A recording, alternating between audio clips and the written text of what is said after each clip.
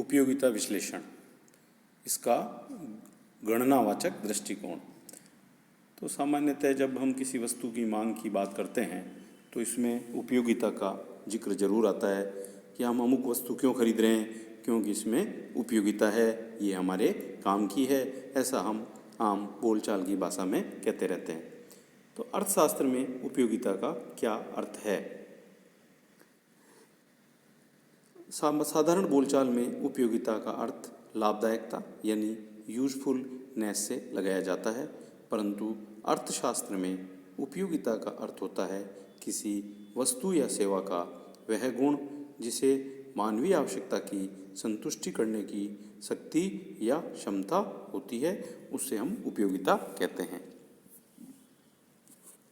Professor Thomas के शब्दों में, चाहे किसी वस्तु के उपभोग का उपभोक्ता पर बुरा प्रभाव पड़े, चाहे उसके उपभोग से समाज का बुरा हो, परंतु यदि किसी उपभोक्ता के मस्तिष्क या शरीर की आवश्यकता को पूरा करे तो उसमें उपयोगिता मानी जाती है।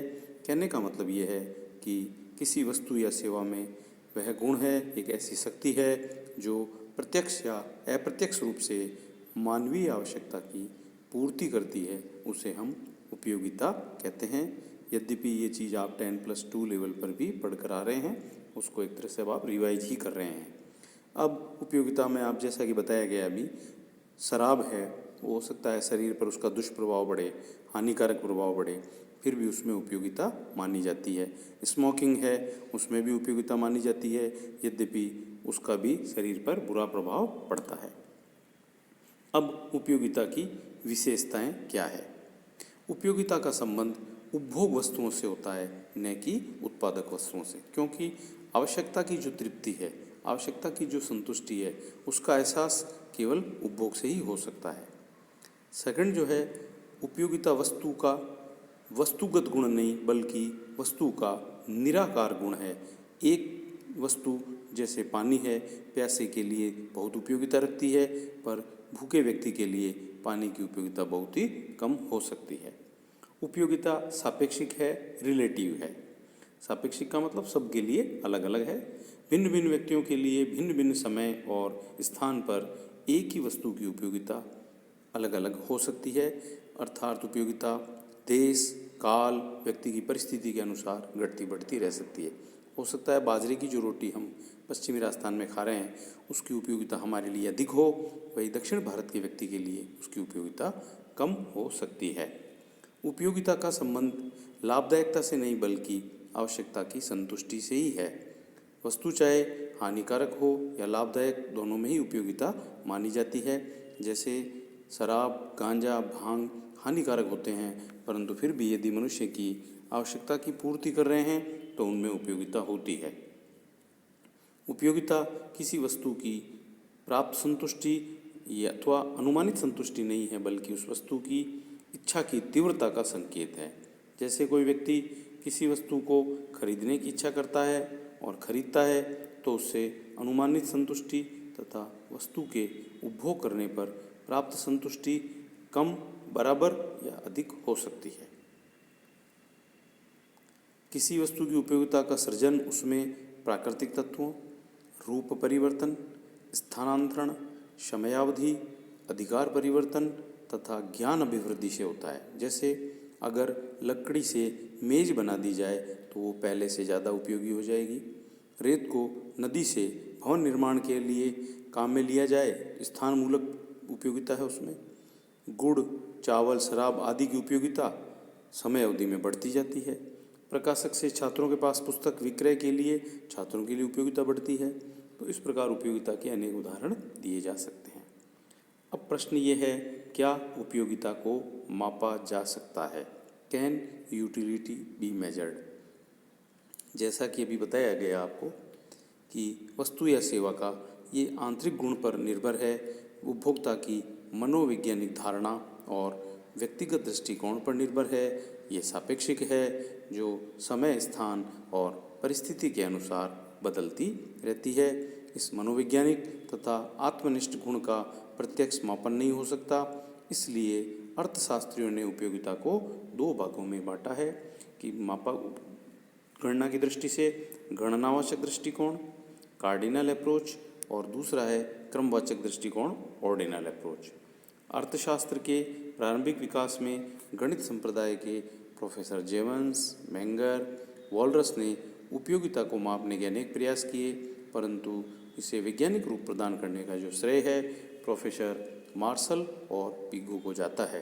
प्रोफेसर मार्शल और पिगू अर्थशास्त्री ने बताया कि परोक्ष रूप में मुद्रा के माध्यम से उपयोगिता को मोटे तौर पर मापा जा सकता है। जब हम किसी वस्तु को खरीदते हैं तो मुद्रा के रूप में जो भुगतान करते हैं वही मुद्रा ही, वही कीमत ही इस उपयोगिता का माप है, क्योंकि कोई भी जो क्रेता है वो वस्तु की कीमत से अधिक जो है नहीं चुकाता है। इसे ही उपयोगिता को मापने का गणनावाचक दृष्टिकोण कहते हैं। गणनावाचक अंक जैसे 10, 20, 30 ये गणनावाचक अंक कहलाते हैं।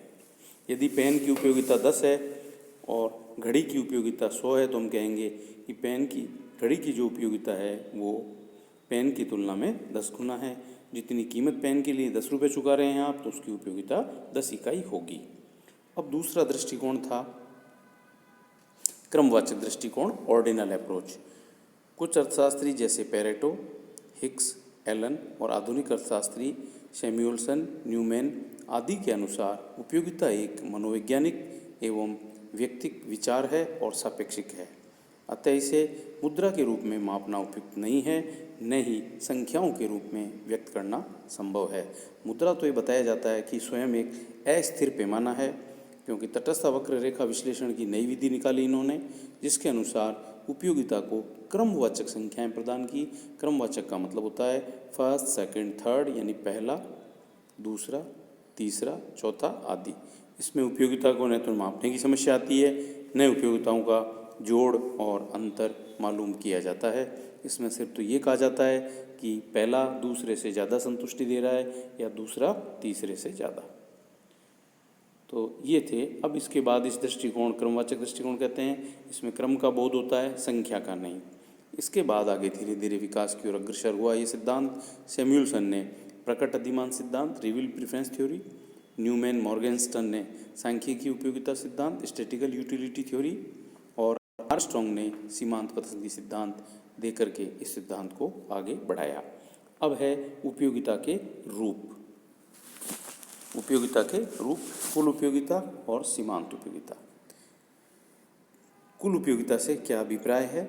वस्तुओं के उपभोग में प्रत्येक इकाई से प्राप्त उपयोगिता को यदि जोड़ दिया जाए तो कुल उपयोगिता प्राप्त हो जाती है। कुल उपभोग में हम देखते हैं कि अलग अलग इकाइयों का उपयोग किया जाता है। इन सभी इकाइयों की उपयोगिता को जोड़ लिया जाए तो कुल उपयोगिता ज्ञात हो जाती है। प्रोफेसर किर्जनर के अनुसार किसी वस्तु के स्टॉक से उपयोगिता की मात्रा को कुल उपयोगिता कहते हैं। ज्यों-ज्यों किसी वस्तु की इकाइयों में वृद्धि होती जाती है, त्यों-त्यों कुल उपयोगिता भी बढ़ती जाती है, पर वृद्धि की दर इकाइयों की मात्रा में वृद्धि के समान नहीं होती, क्योंकि इकाइयों की मात्रा में वृद्धि उत्तरोत्तर सीमांत उपयोगिता जो है घटती जाती है।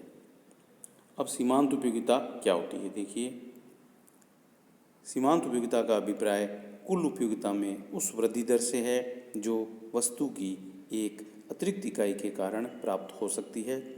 दूसरे सरल शब्दों में हम ये कह सकते हैं कि जब उपभोक्ता किसी वस्तु का निरंतर उपभोग करता है, वस्तु की एक अतिरिक्त इकाई से कुल उपयोगिता में जो परिवर्तन आता है, जो चेंज आता है, उसे हम सीमांत उपयोगिता कहते हैं।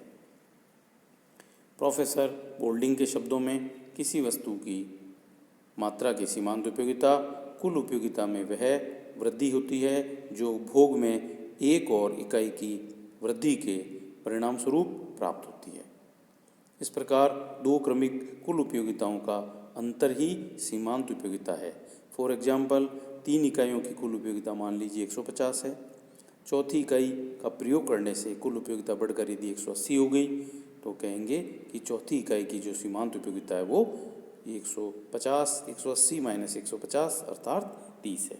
इसका ये सूत्र है, x वस्तु की सीमांत उपयोगिता बराबर x वस्तु की कुल उपयोगिता में परिवर्तन अपॉन x वस्तु की मात्रा में परिवर्तन, डेल्टा TU। डेल्टा जैसा कि आपको बताया गया है ये परिवर्तन का प्रतीक है। डेल्टा टी यू मतलब कुल उपयोगिता में परिवर्तन अपॉन डेल्टा क्यू का मतलब है कुल मात्रा में परिवर्तन। अब है सीमांत उपयोगिता के 3 रूप, धनात्मक, ऋणात्मक और जीरो। अब आप इस टेबल को ध्यान से देखिए कि जब हम जैसे उदाहरण के रूप में एक वस्तु ले रहे हैं अमरूद, इसका जब व्यक्ति निरंतर उपभोग करता है तो सीमांत उपयोगिता घटती हुई मिलती है। इसका विश्लेषण आपने यदि 12th में पढ़ा भी है, फिर भी आगे भी ये चैप्टर आएगा और डिस्कस किया जाएगा। तो पहली इकाई से मान लीजिए 10 सीमांत उपयोगिता मिल रही है, दूसरे अमरूद से 8, तीसरे से 5, चौथे से 0, पाँचवें से माइनस में मिलने का मतलब अमरूद खाने की जगह संतुष्टि की जगह असंतुष्टि हो रही है, कोई हानिकारक प्रभाव पड़ रहा है। अब उपयोगिता 3 प्रकार की है। सीमांत उपयोगिता जब धनात्मक होती है तो इसका मतलब ये है जैसा कि इसमें 3 इकाई तक सीमांत उपयोगिता धनात्मक है, फिर 0 हो जाती है, और जब उपयोगिता 0 होती है तो हम इसे पूर्ण संतुष्टि का बिंदु कहते हैं। फिर उपयोगिता जो है धीरे धीरे ऋणात्मक हो जाती है, यानी उपयोगिता मिलने की जगह हमें हानिकारक प्रभाव जो है देखने को मिलते हैं। जब किसी वस्तु की उत्तरोत्तर इकाइयों के उपभोग से मिलने वाली सीमांत उपयोगिता के जुड़ने से कुल उपयोगिता में वृद्धि हो जाती है, तब इसे वस्तु की सीमांत उपयोगिता धनात्मक होती है, जैसा कि 10, 8 और 5 है। 0 सीमांत उपयोगिता, जब वस्तु के उत्तरोत्तर उपभोग से न तो कोई अतिरिक्त संतुष्टि मिलती है न असंतुष्टि मिलती है, परिणाम स्वरूप अतिरिक्त इकाई के उपभोग के बावजूद भी कुल उपयोगिता में कोई परिवर्तन नहीं होता है, तो उसे हम सीमांत उपयोगिता 0 कहते हैं। जैसे इस टेबल में चौथे इकाई जो चौथा अमरूद है उसकी सीमांत उपयोगिता 0 है। फिर है सीमांत उपयोगिता ऋणात्मक, जब वस्तु की अतिरिक्त इकाई का और उपभोग किया जाए, कुल उपयोगिता में वृद्धि की जगह कमी आ जाती है, तो सीमांत उपयोगिता जो है ऋणात्मक होती है, जैसा कि 5वें और 6ठे अमरूद में देखने को मिल रहा है। अब इनका वक्र बनाते हैं। एक्स अक्ष पर अमरूद की इकाइयाँ, वाई अक्ष धनात्मक ऋणात्मक दोनों पक्षों को काम में लिया है। ऊपर की साइड जो है उपयोगिता धनात्मक है, नीचे की ओर माइनस में है। पहले टी यू वक्र है, देखिए पहली इकाई से 10, दूसरी से दोनों को जोड़ दिया गया है, दूसरी से जो है वो 18 है, फिर तीसरी से 23, फिर वापस 23, फिर घट रही है कुल उपयोगिता 21 और फिर हो गई 15। सीमांत उपयोगिता वक्र भी देखिए, पहले में दोनों बराबर हैं, टी यू और एम यू 10, फिर जो है एम यू वक्र धीरे धीरे लगातार जो है घट रहा है। चौथी इकाई पे एम यू 0 है, 5वीं और 6ठी इकाई पे एम यू है वो ऋणात्मक है। तो इस प्रकार जो है सीमांत उपयोगिता 3 प्रकार की होती है। नेक्स्ट क्लास में आप पढ़ेंगे इन दोनों में रिलेशन क्या है।